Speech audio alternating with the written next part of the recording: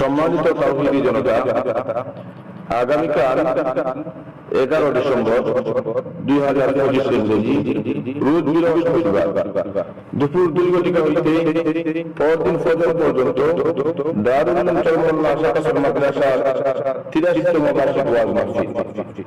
উক্ত ওয়াজ মাহফিলে বয়ান পেশ করবেন আল্লামা নুরুল ইসলাম খান সাহেব সোনামুড়ি।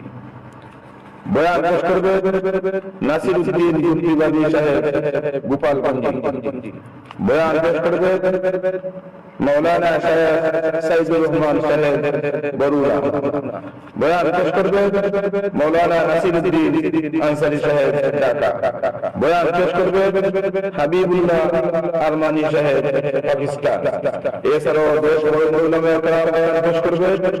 উক্ত মুবারক মাহফিলে আপনাদের উপস্থিতি ও দোয়া কামনা করি।